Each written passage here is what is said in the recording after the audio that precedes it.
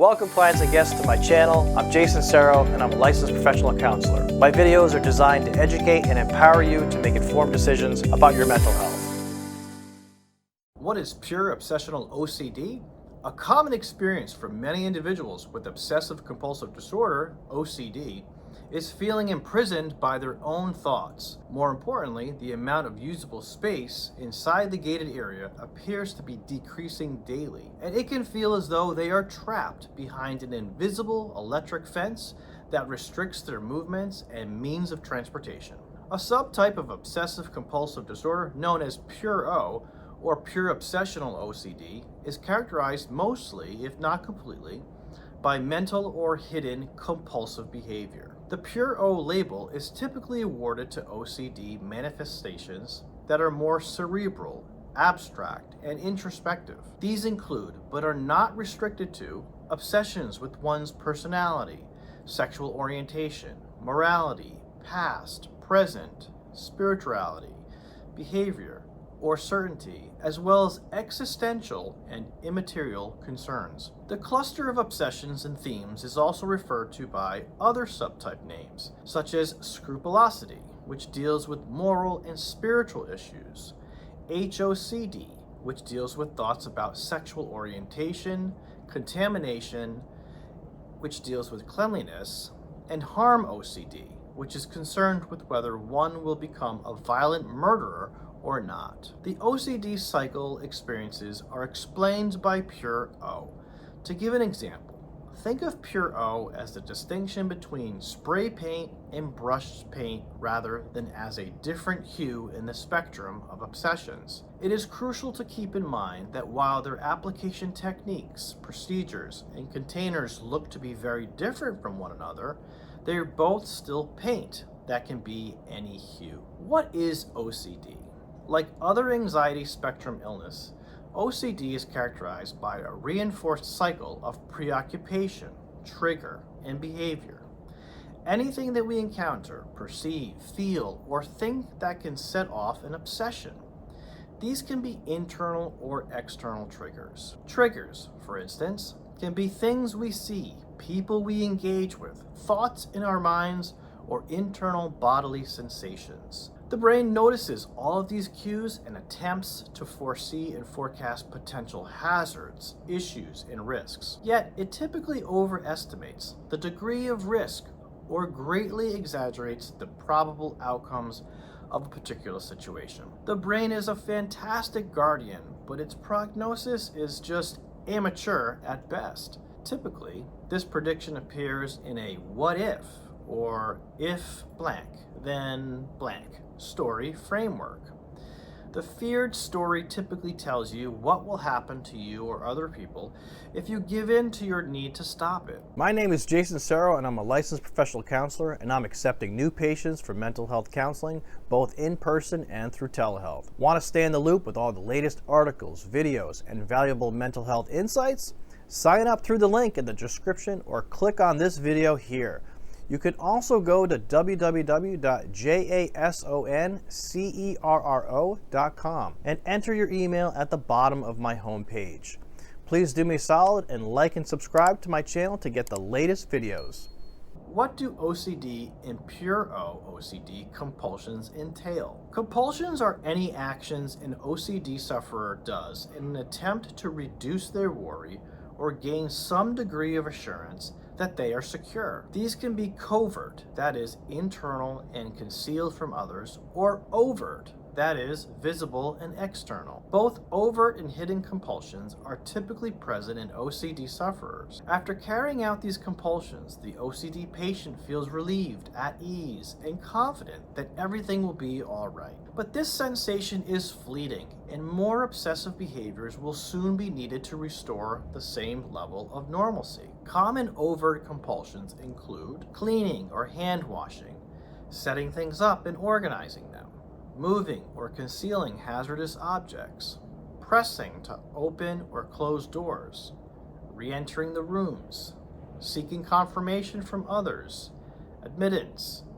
Common covert compulsions include mentally reliving a past exchange, going over memories, reciting a mantra or prayer aloud while monitoring one's body for any physical symptoms, assessing feelings from the past, present, or future, modifying a memory's component to observe how it would affect the person's response or possibly the result, trying to forecast how things will turn out, mentally formulating sentences to guarantee a desired result or prevent a feared consequence. The misconception of pure O. Many people misunderstand pure O since they do not think the sufferer has any compulsions. As the term implies, purely obsessional OCD is characterized entirely by obsessions or obsessional thinking. Compulsive actions are not present. Some could counter that they just have obsessional ideas and do nothing about them. Some people think they have obsessions all day, but they are unable to pinpoint any particular actions they do to counteract or negate the thinking. Because it can lead to fears that pure O is a separate condition or less curable than standard subtypes, this knowledge of pure O is deceptive to both the ordinary therapist and OCD sufferer. This is untrue. The term purely obsessional or primarily obsessional OCD refers to an OCD that primarily manifests as more or exclusively covert compulsions. A double-edged sword is unique.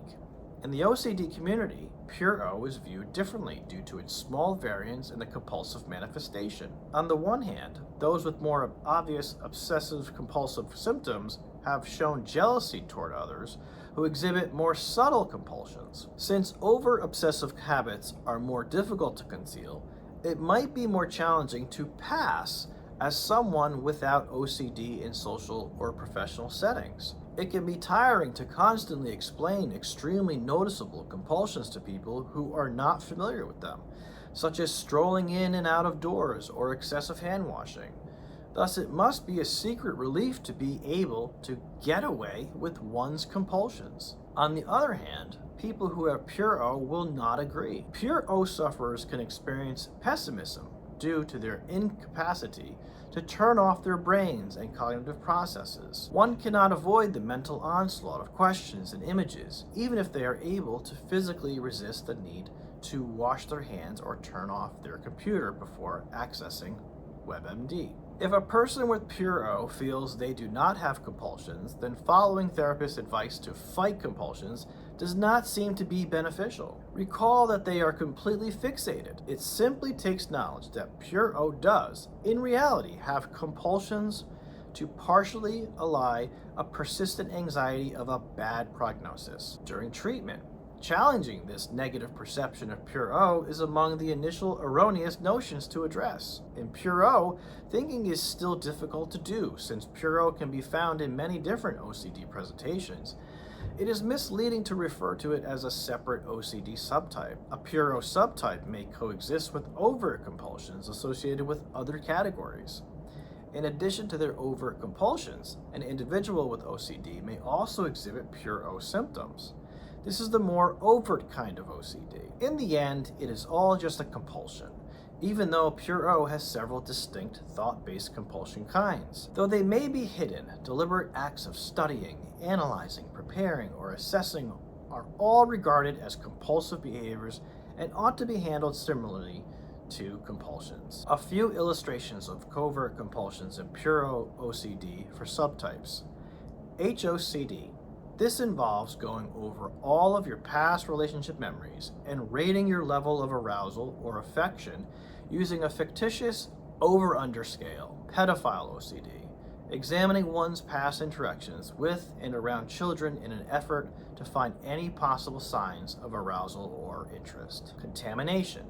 Recalling instances in which one touched a doorknob and nothing occurred. Relationship OCD, ROCD, is the practice of seeing yourself in other people's relationships and comparing your present one to one with friends or a former partner to see if you would be happier or more content.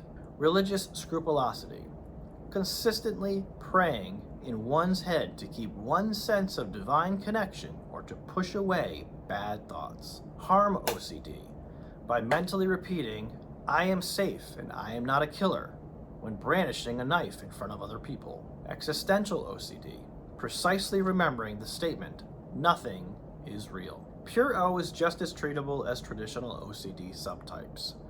Cognitive behavioral therapy, CBT, exposure and response prevention, ERP, and mindfulness-based techniques, including acceptance and commitment therapy, ACT, are used in the treatment of Pure O, cognitive behavioral therapy. The primary therapy paradigm for OCD and associated anxiety disorders is cognitive behavioral therapy, CBT. In general, the cognitive restructuring technique helps someone question the veracity of the fearful tale in order to establish a solid foundation from which they can proceed with alternate behaviors. For a person with Pure O, cognitive restructuring can be a significant obstacle since it reflects their obsessive pursuit of certainty. Pure O sufferers frequently find this step difficult. In fact, it can be challenging for many OCD subtypes. Some people who have Pure O are already going over old events in their memory, refuting the stories they are afraid to tell, and applying reason to their compulsive thinking. Therefore, although cognitive restructuring can be a revolutionary strategy for some people to overcome their OCD, it can also have the opposite effect. It will take some conversation between the therapist and the client to choose which one it will be. And throughout the therapeutic process, there will need to be periodic reassessments. In the end, exposure and response prevention are important because they help the client become more willing to confront their anxieties, regardless of how much cognitive restructuring is done. Exposure and response prevention. Writing down the tale you are afraid of might sometimes be the greatest approach to face your worries when they are solely mental. ERP serves as a foundation for methodically tackling one's concerns in traditional OCD treatment. The OCD sufferer will gradually feel less distress and discomfort when performing the exercise in relation to the idea, picture, object, or event that triggers the episode. Response prevention and exposure are the two halves of ERP. For rehabilitation, both are essential. Exposure may occur accidentally or on purpose. The OCD patient will come into contact with those triggers just by going about their daily lives, but they can learn to live with and tolerate them. In the therapeutic setting, the client and the therapist would collaborate to create a list of triggers and then purposefully confront them. This methodical approach can begin modestly, such as by writing it down or examining an image of it, and then gradually advance toward the actual or in vivo trigger. The harder part is response prevention. Compulsion is the OCD reaction, thus coercive prevention.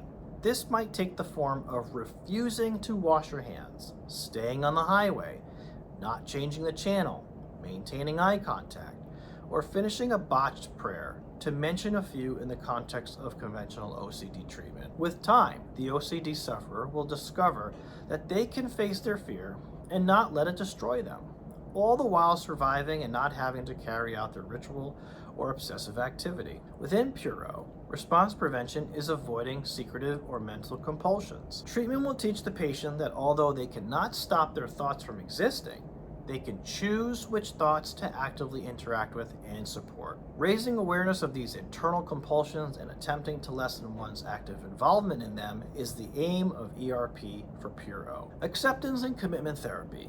Acceptance and commitment therapy, ACT, which is mindfulness-based, provides a plethora of techniques and viewpoints that assist the Pure O sufferer in confronting their worries while taking a chance to lessen their dependency on internal compulsions. ACT assists by assisting individuals in seeing that they are not their thoughts. Rather, they are a person going through ideas, sensations, feelings, pictures, emotions, and desires. One can learn to let these experiences come and go from their lives by realizing that they are not a part of them and that they are not in control of them. A framework for facing and going through higher levels of discomfort and anxiety, whether they come from memories from the past, worries about the future, or thoughts, is another benefit of ACT.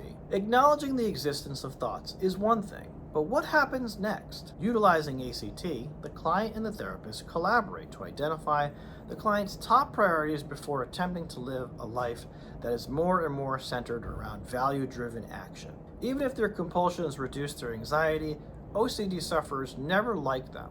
Therefore, ACT assists the OCD sufferer in refocusing their attention from unwanted and needless behaviors toward those actions that truly give them a sense of meaning and purpose, as opposed to engaging in activities they do not care about, which are compulsions.